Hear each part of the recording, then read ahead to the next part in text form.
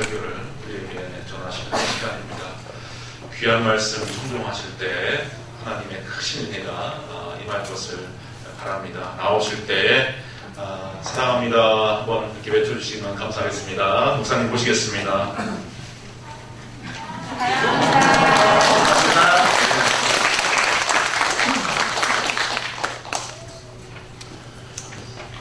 제가 2012년 9월 달에 9월 2일입니다. 9월 2일 주일에 여기 처음 왔습니다. 그래서 창신교회에서 학교 예배드리고 그 다음에 그 다음 월요일인 3일부터 창신대학에서 일을 시작을 해서 5년이 벌써 지났어요. 올 때는 한 2, 3년 있다 가야 되겠다 생각을 했는데 이렇게 세월이 빨리 갔습니다. 그런데 이제 오늘 제가 참 몸둘 바를 모르겠는 거는 이 고별 설교다, 송별회다 이렇게 하니까 참 죄송해요. 저는 고별 설교할 수 있는 자격도 없는 사람이고요. 여러분들에게 송별을 받을 만큼 그렇게 어떤 일을 하지도 못했습니다. 그럼에도 불구하고 지난주일 주보에도 제가 지난주일은 연변가 있었는데 나중에 가서 주보를 보니까 고별 설교한다고 또 써놓으셨더라고요. 그래서 고별 설교를 어떻게 해야 되는 건가 제가 생각을 많이 하면서 금년은 종교개혁이 일어난 지 500주년이 되는 해입니다. 그래서 벌써 1월달부터 기독교 방송, 신문, 목사님들이 모여서 종교개혁 500주년 기념 행사를 어떻게 해야 된다, 어쩐다 이런 얘기들을 참 많이 하시더라고요. 근데 저는 곰곰이 생각해보면 종교개혁 아닙니다. 교회개혁입니다. 종교개혁이라는 말을 쓰는 것은 기독교 전체를 송두리째 바꾼다는 그런 의미인데 그런 거 아니고요. 교회가 긴 역사 속에서 오면서 무디어져서 성경에 가르친 걸 다 잊어버리고 엉뚱한 쪽으로 가고 있는 잘못된 모습들을 고치자고 하는 게 종교개혁이라는 말로 우리가 지금 표현하고 있는데 또 다른 나라에서는 이렇게 1월달부터 떠들지 않는데 우리나라에는 유난스럽게 엄청나게 개혁을 하는 것처럼 떠들고 있는데 사실 그것도 아니에요. 제일 문제가 많은 나라가 어쩌면 우리나라입니다. 교회 안에서. 그런데도 불구하고 종교개혁 기념은 우리만 하는 것처럼 요란스럽게 떠들고 있는데 저는 이 시간 여러분들 앞에 다시 설 수 있는 기회가 없기 때문에 제가 고별 설교를 하기는 좀 그렇고요. 사도 바울이 에베소 교인들에게 쓴 편지가 에베소서입니다. 그런데 사도 바울은 감옥에 있으면서 4편의 편지를 썼습니다. 그게 에베소서, 빌립보서, 골로새서, 빌레몬서입니다. 감옥에 들어앉아서 에베소 교인들을 걱정하고 골로새 교인들을 걱정하고 하면서 편지를 쓴 내용이 오늘 우리가 읽었던 성경 본문의 내용입니다. 그래서 사도 바울이 감옥에 갇혀 있으면서 자기가 개척하고 자기가 섬겼던 교회들에게 하는 편지의 내용이 고별 설교 아닐까 저는 그런 생각을 해서 여러분들에게 이 말씀을 가지고 은혜를 나누려고 합니다. 그런데 이 성경 때문에 굉장히 또 문제가 많아요. 이 성경을 보면은 아내들이여 남편에게 복종하라 이렇게 나오니까 요즘 여성 신학자들이 이게 뭐 하는 소리냐, 왜 우리가 복종해야 되느냐 이런 설교하면서 또 수선하게 만들어요. 그런데 여러분 우리 여성 성도님들 기분 나쁘게 생각하지 마세요. 성경 끝까지 읽어보세요. 오늘 맨 마지막 성경에 뭐라고 그랬어요? 내가 이것을 쓰는 것은 비밀이 크다. 이것은 그리스도와 교회에 대해서 쓰는 것이지 여러분들이 현실적으로 살아가서 장가들고 시집가서 사는 남편과 아내의 관계를 정립해주기 위해서 쓰는 게 아니다 라고 분명히 설명을 하고 있어요. 그리고 남편이 자기 목숨 내어놓으면서 부인을 사랑해주겠다는데 복종 못할 여자분들이 좀 한번 손 한번 들어보세요. 자기 목숨 내놓고 사랑해 주겠다는데, 아, 그래도 난 못한다. 기분 나쁘다. 이게 요즘 여성 신학자들이 주장하는 얘기예요. 자, 여러분, 신학자의 얘기라고 해서 다 맞는 거 아닙니다. 우리는 성경을 읽고 기도하면서 성령이 우리들에게 주려고 하는 메시지가 의미가 뭔지를 분명히 아는 게 참 중요합니다. 자, 이제 오늘 이거 리모트 컨트롤이 잘 안 돼서요. 넘겨주세요. 자, 이걸 보면은 본문을 중심으로 해서 왜 제가 여기 제목을 여러분, 창신교회 여러분, 교회를 사랑하세요. 그래서 경상도 말로는 뭐라고 표현해야 되는지 잘 몰라서 그냥 서울말로 썼어요. 그런데 여기 교회를 사랑하지 않는다고 말하는 사람 한 사람도 없어요. 다 나름대로 나는 창신교회를 사랑합니다.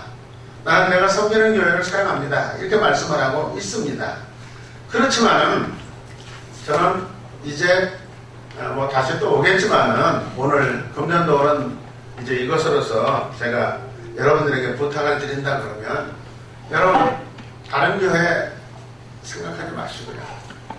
정말 창신교회를 성령의 가르침을 따라서 진심으로 사랑하고 섬겨주시기를 부탁을 드리려고 이 단에 섰습니다. 지금 교회 성장학이라고 하는 것을 신학교에서 가르칩니다, 학생들에게. 근데 저는 그것도 잘못됐다고 생각이 들어요. 뭐 저만 잘하는 건 아니에요. 왜 그러냐 그러면 교회 성장학 그 교수들이 학생들에게 앞으로 목사가 될 사람들의 가르치는 내용이 뭐냐면 큰 건물 지어야 된다. 교회를 커야 된다. 그 다음에 많은 교인 불러 모아야 된다. 물론 그 말 속에는 안 믿는 사람들 예수 믿도록 하기 위해서 헌신의 힘을 다해서 목회하라 그런 뜻이겠죠. 그런데도 불구하고 요즘 목사님들은 남의 교회는 끌어다가라도 내 교회만 채우면 그게 성공한 목사라고 생각을 합니다. 교회는 줄어들고 있는데도 큰 교회를 몇십억씩 들여서 잘 저런 교회, 그냥 놔둬도 100년 갈 수 있는 교회를 헐어버리고 또 다시 짓습니다. 왜? 아무개 목사, 그 사람이 이 교회 지은 거야. 여러분, 그게 성공한 목회일까요? 그게 정말 하나님 기뻐하시는 목회일까요? 한번 우리 생각해 봅시다. 그리고 예산이 많이 든다. 그래서 목사가 한 달에 판공비를 1억씩 쓰는 교회가 서울에 수두룩합니다. 영수증 없이 목사 마음대로 쓸 수 있는 돈이 1억이 넘는 교회가 제법 많아요. 이게 성공한 교회입니까?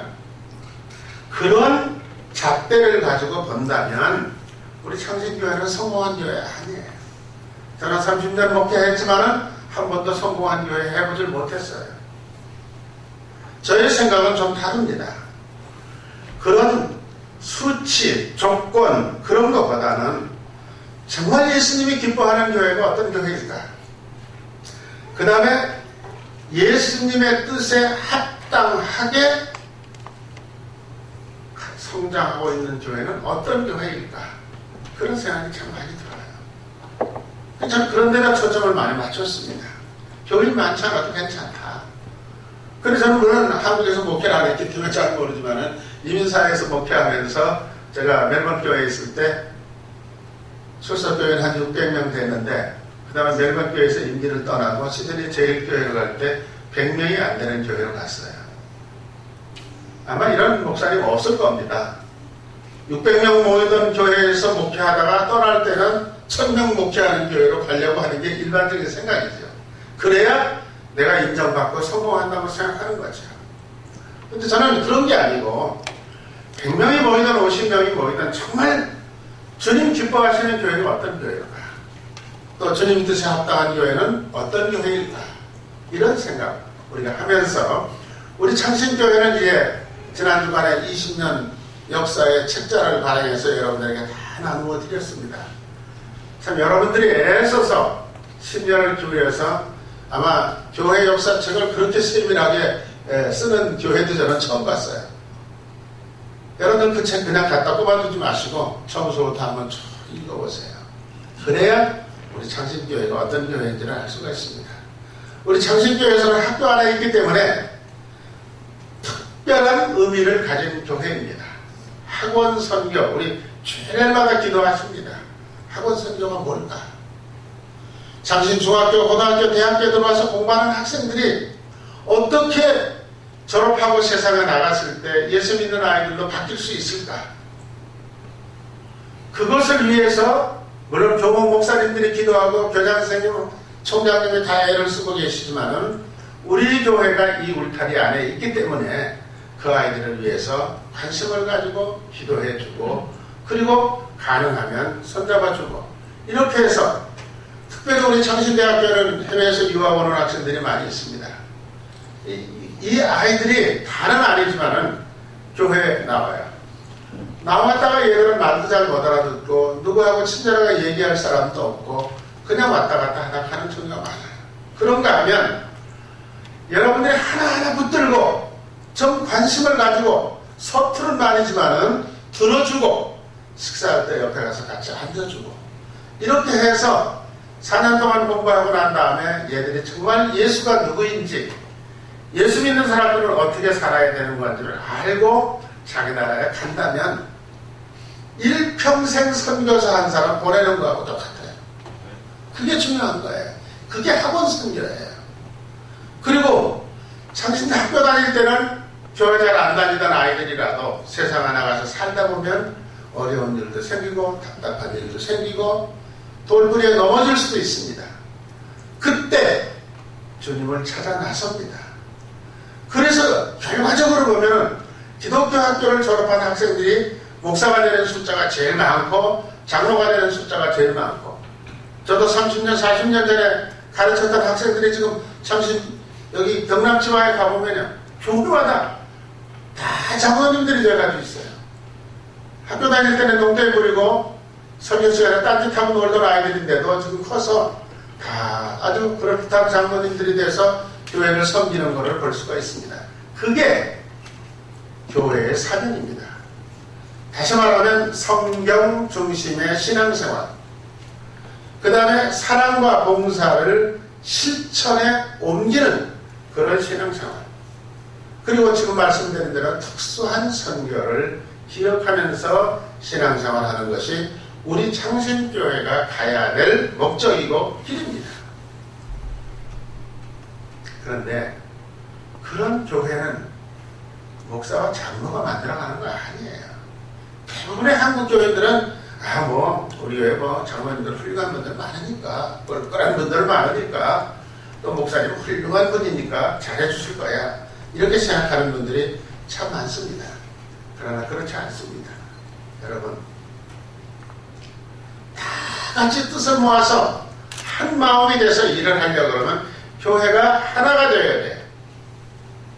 근데 솔직하게 우리나라 불평불만 없고 싸움 없고 패거리 없는 교회 몇 개나 될까요? 교회마다 들여다보면 시끌시끌합니다. 한두 사람만 부정적인 생각을 가지고 교회에서 가시 노릇하면 교회는 성령이 떠납니다. 이걸 아셔야 돼요. 나 한 사람 때문에 내 생각 때문에 창신교회의 성령이 떠난다고 한번 생각을 해보신다 그러면 여러분들 나중에 하나님 나라에 가서 뭐라고 대답하시겠어요? 굉장히 중요한 거예요. 목회자는 다 협력해도 한 사람이 지글지글 씻고 다니면 아무것도 할 수가 없어요. 설교 준비도 할 수가 없고 교회 화목을 이룰 수도 없고 그렇다면 싸울 수도 없고 그러니까 여러분 내 한 사람이 창신교회를 사랑하고 지키는 주인이다. 그런 생각을 가지는 게 굉장히 중요합니다. 여러분들 앞으로 꼭 그렇게 가지시기를 바랍니다.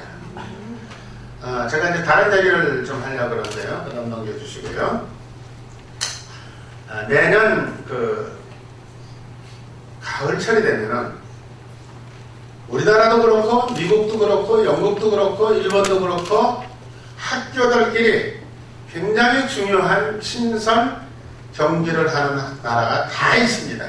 한국만 있는 거 아니에요. 미국에는 아이브리그에서 그 모든 경기를 다 하는 건 아니지만은 그 카누를 타고 경쟁하는 거를 대학들이 모여가지고 경쟁하면서 축제를 엽니다. 아주 신나게들 하죠. 그 다음에 여러분들이 아는 대로 일본은 동경대학하고 와스다 대학하고 매년 정기전, 축구전 시합을 합니다. 그런데 그 대학들이 그렇게 쌍벽을 이루면서 성장해가고 하나가 되어가고 하는 모습을 우리는 얼마든지 볼 수 있습니다. 영국에는 캠브리지 대학하고 옥스퍼드 대학이 매년 그런 경기를 합니다. 그래서 우리나라는 어떤가 보니까 우리나라는 배재고등학교하고 양정고등학교가 벌써 100년 전서부터 고등학교가 신선 경기를 하면서 아주 아이들에게, 학생들에게 주인의식을 심어주는 그런 역할을 했다고 해요.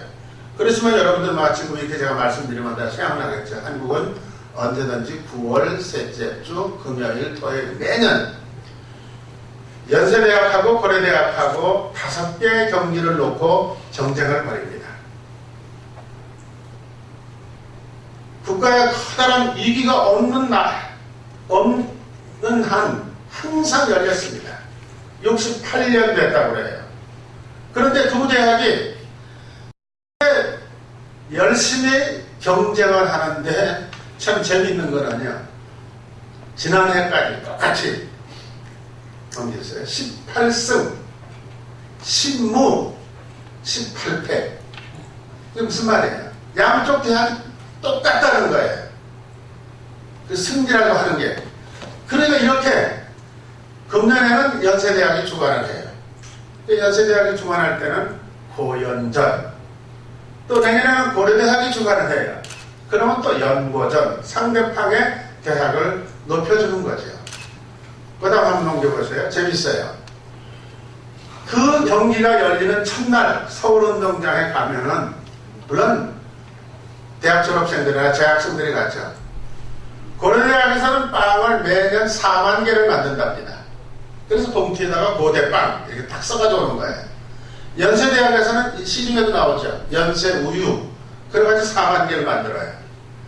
그래가지고 첫날 금요일날 시작하는데 금요일날 경기장에 오는 학생들에게는 다 빵 하나 우유 하나를 주는 거예요. 그러니까 고대빵 먹고 연세우유 먹고 또 연세대학에 그렇게 하잖아요. 고려대학 애들도 마찬가지예요. 연세대 우유 먹고 고대빵 먹고 그러면서 응원하는 거죠. 첫날 그렇게 주고 둘째 날도 첫 번 경기는 그렇게 준다는 거예요. 그래서 뭐 정말 정신없이 애들이 경기를 하는데도 불구하고 절대 싸움하지 않습니다. 경기 다 끝나고 나면 어느 팀이 이기든 지든 다 동대문서부터 저 광화문까지 어깨동무하면서 교통을 마비시켜가면서까지 친선의 노래를 부르고 또 한 형제 자매처럼 그렇게 지내요. 그렇게 하다 보니까 무슨 생각이 드느냐? 고대 출신들은 고려대학이 자기의 마음의 고향이 되고 연대 출신들은 연세대학이 자기 마음의 고향이 되는 거예요. 그리고 양교 애들은 만나기만 하면 졸업생들도 서로 친형제 자매처럼 얘기를 하고 나누면서 사는 거예요. 저는 이런 것을 보면서 교회가 바로 이런 거 아닐까? 교회가 바로 이래야 되는 거 아닐까? 우리 창신교회 교인들은 창신교회에 대한 확실한 의식을 가지고 있어야 되지 않을까? 그리고 창신교회에 나는 주인이다라고 하는 주인의식을 가지고 있어야 되는 거 아닐까? 소속감이라는 거죠. 이게 굉장히 중요해요. 덤벙덤벙 이 교회도 갔다 저 교회도 갔다 이러면 주인의식이 생기지를 않습니다. 여러분 남자분들은 군대 갔다 오신 분들 알 거예요. 갑방 만드는 공장은 똑같은 공장에서 만드는데도 불구하고 육군에게 주는 거는 육군 감빵 딱 찍어가지고 줍니다. 해군에게 주는 거는 해군 건빵 딱 찍어가지고 주죠. 왜 그럴까요? 소속감에 대한 인식을 분명히 심어주기 위해서 그렇게 하는 거예요. 저희들이 군대 생활할 때는 그렇게 안 했는데 요새는 이제 여기다가 태극기를 탁 붙이더라고요. 육해복은 다 똑같이 붙여요. 그 말은 무슨 말이에요? 나는 대한민국의 군인이다. 라고 하는 인식을 그 아이들 머릿속에 넣어주기 위해서 우리는 창신교회 빠지를 붙이고 다니지는 않지만은 나는 창신교회 교인이다. 어디를 가든지 자신있게 소속감을 가지고 창신교회를 사랑하는 그런 여러분들이 되셔야 되지 않을까. 그렇다면 오늘 성경에 왜 교회를 사랑해야 되는가 하는 얘기가 나옵니다. 왜 교회를 사랑해야 되나? 오늘 성경 본문에 보면은 첫째, 교회는 예수 그리스도의 몸이기 때문에 사랑해 줘야 된다 했습니다. 오늘 본문 23절 여러분들 성경을 펴놓으시든지 주보를 보시면은 그리스도께서 교회의 머리됨과 같은 이니 그가 친히 몸의 구주심이라 그랬어요. 그리스도께서 교회의 머리다. 머리라 그러고 머리 따로 존재할 수 있는 게 아니잖아요. 몸과 함께 붙어서 생명이 유지되고 존재가 이루어지는 거잖아요. 그러니까 우리가 교회를 사랑해야 된다는 이유 가운데 첫째는 예수 그리스도의 몸이다. 교회가 여러분 자신이 예수님의 몸이에요. 그러니까 우리가 사랑해주지 않을 수가 없는 거죠. 예수 그리스도는 교회의 머리고 교회는 그의 몸이고 우리는 지체들이다. 다시 말하면 눈이 아파도 이 손가락이 눈으로 갑니다. 모든 신경이 이 부분에 집중됩니다. 손이 아프면 어떻습니까? 눈이 손을 바라다보고 모든 신경이 다 여기에 집중이 됩니다. 왜? 같은 몸에 붙어있는 지체이기 때문에 그렇습니다. 간단한 것 같지만 이 세 가지가 사도 바울의 교회관입니다. 교회관. 다시 말하면 그 말은 무슨 말이냐? 사도 바울이 다메섹 도상에서 예수님을 만납니다. 다메섹 도상에서 왜 예수님을 만났을까? 사도 바울 주머니 속에는 편지가 한 통 들어있었어요.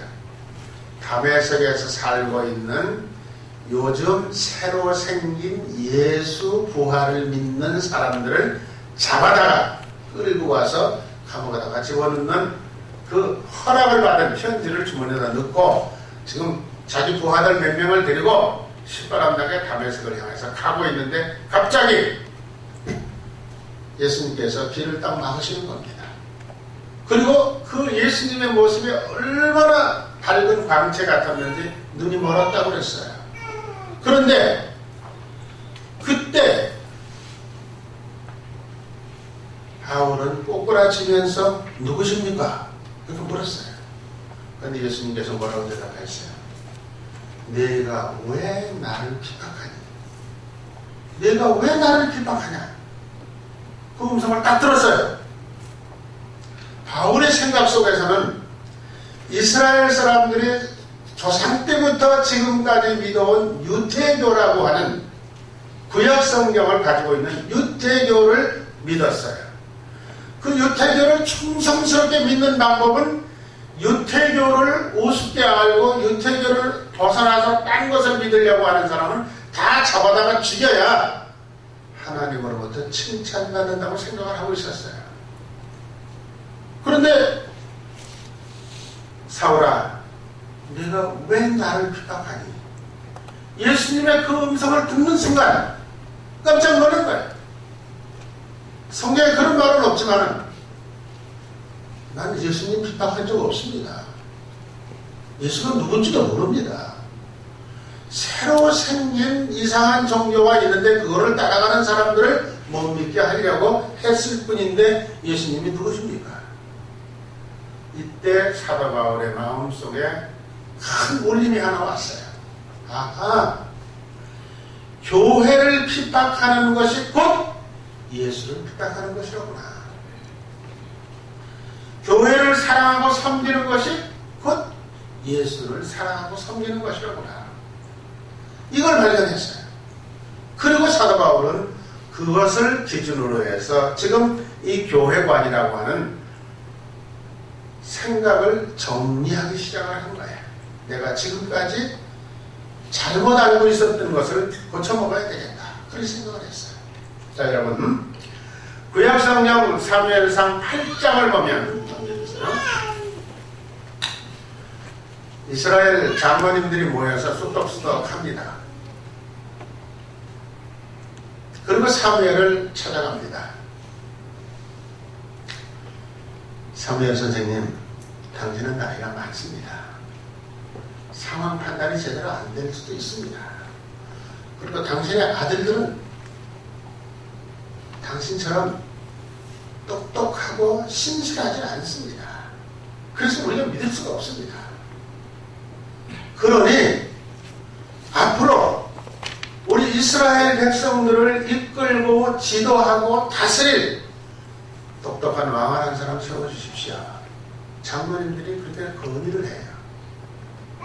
그런데 성경 사무엘상 8장 7절에 보면 이런 말이 나와요.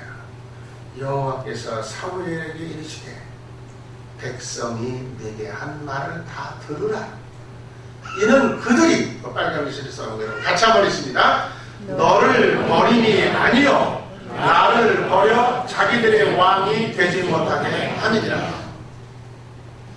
이스라엘 장로들이 사무엘을 찾아가서 얘기했는데 하나님께서 뭐라고 말씀하시는?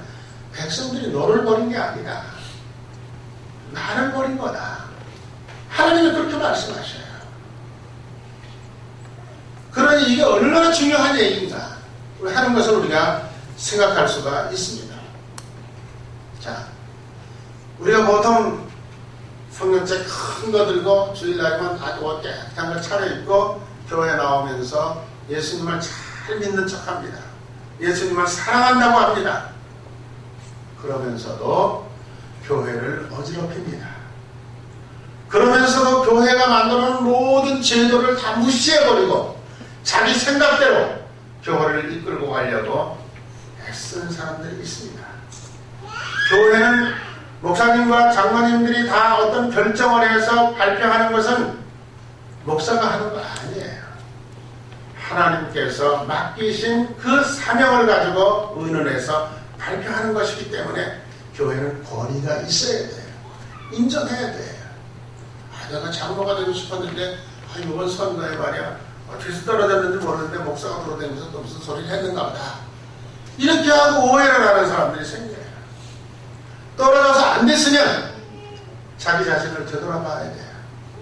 나는 아직 때가 아니로구나. 내가 장로가 되고 싶었던 것은 내 욕심이었구나. 이런 생각을 하셔야 돼요.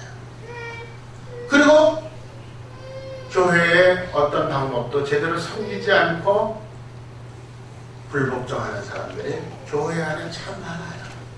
그래서 교회마다 분쟁이 생기는 거예요. 그래서 세상 사람들이 교회를 염려하고 걱정하잖아요.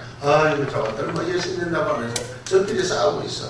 그 교회는 그냥 서울의 어떤 교회는요 주일날마다 경찰관들을 불러가지고 문 앞에다 세워놓고 예배드리는 교회도 있어요. 이게 정말 하나님 기뻐하시는 교회일까? 예수 잘 믿는 걸까?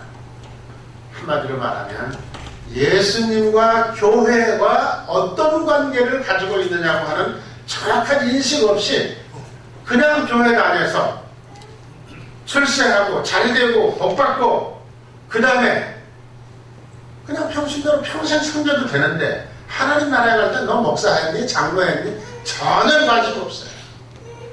성경 말씀대로 살았느냐가 중요한 건데 그런 관계를 모르면서 자기 주장대로 예수 믿는다는 말은 무슨 말이에요? 내 주장은 내려놓고 성경의 말씀을 따라서 신앙생활하는 것이 가장 바람직한 방법이에요.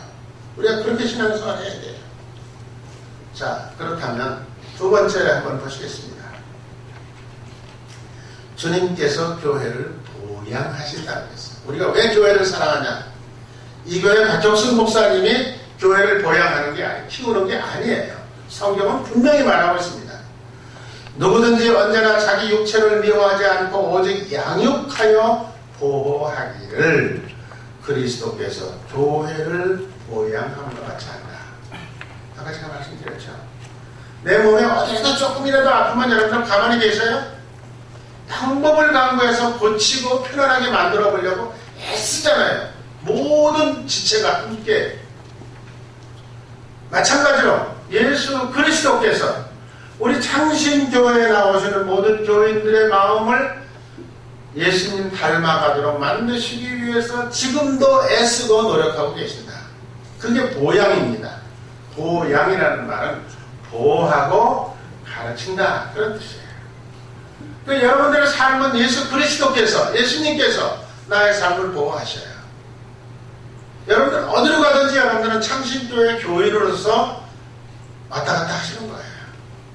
일주일 동안 교회 안 나오시고 다른 데 돌아다니시더라도 여러분들은 창신교회 교인으로 돌아다니시는 거예요.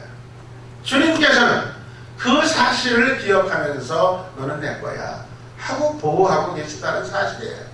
주님이 나를 이렇게 보호하시는데 내가 어떻게 교회를 사랑하지 않고 적당히 넘길 수 있겠느냐는 거예요. 자, 그 다음에 이걸 안 넘겼어요. 예. 주님 교회를 우리가 사랑해야 될 이유가 또 아주 분명히 있어요. 교회는 예수의 피로 세워진 것입니다. 교회는 예수의 피로 세웠어요. 그렇기 때문에 주님께서 보호하시고 기르시고 아껴주시는 거예요. 그러니까 그 말 다른 말로 뒤집으면은 교회는 예수 그리스도의 피의 값으로 만들어진 것이다 라고 하는 사실입니다. 그래서 여러분, 예수님이 자기 자신의 피를 지불하고 세워주셨기 때문에 우리는 이 사실을 기억하고 성령을 따라서 신앙생활을 바르게 해야 돼요. 일반 빌딩은 돈만 있으면 큰 건물 지을 수 있어요. 그런데 교회는 그렇지 않아요. 교회는 예수 그리스도의 피로 값주고 세워서 그 안에서 예수님께서 키워가는 것이 교회입니다.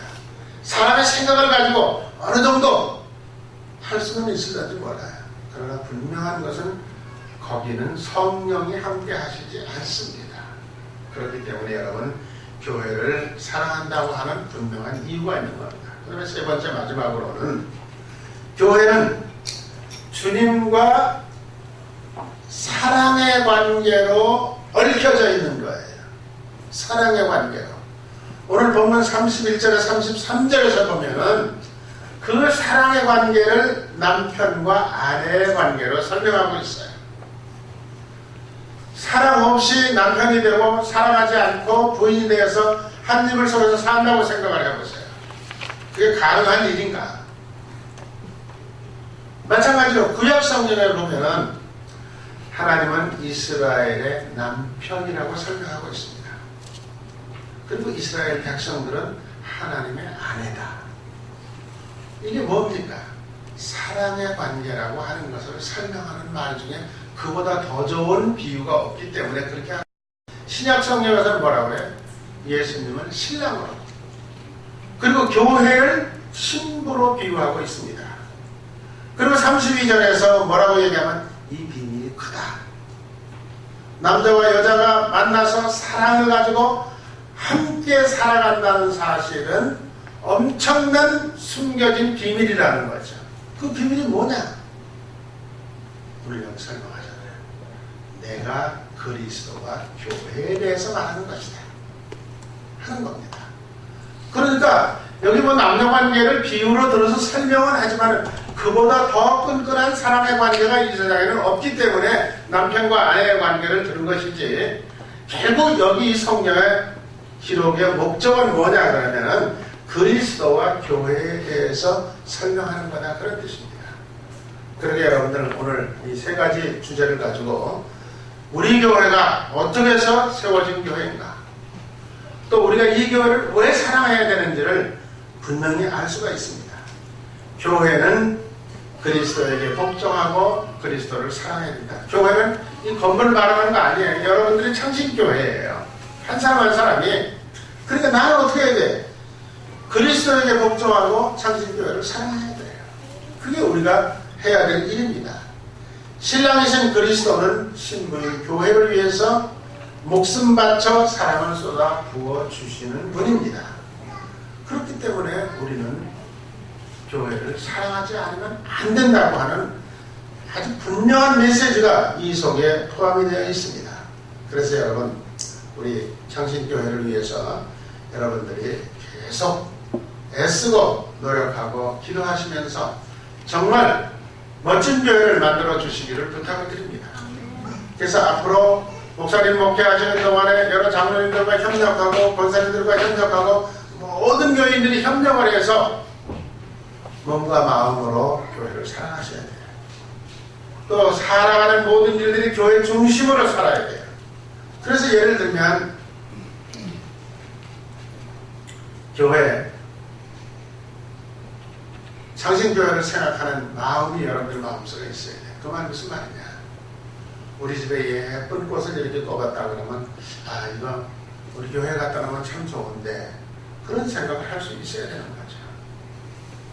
그리고 교회 중심으로 산다는 것은 뭐예요?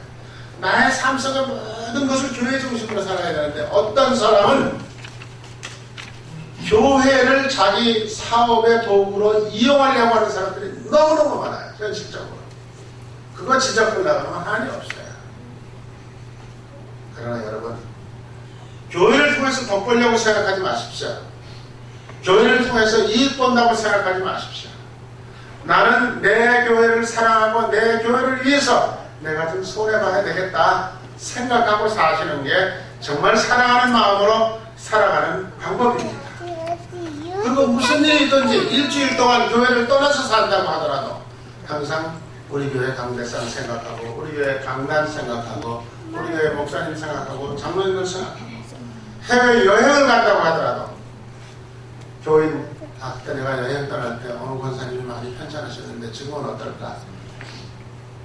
기도하고 그런 관심을 가지고 교회에 유익을 주는 그런 성도로 여러분들이 살아가면 우리 창신교회는 정말 하나님 모시기에 기뻐하시는 교회, 하나님의 사랑받는 교회로 성숙한 교회가 될 줄로 믿습니다. 기도하시겠습니다. 하나님 참 감사합니다.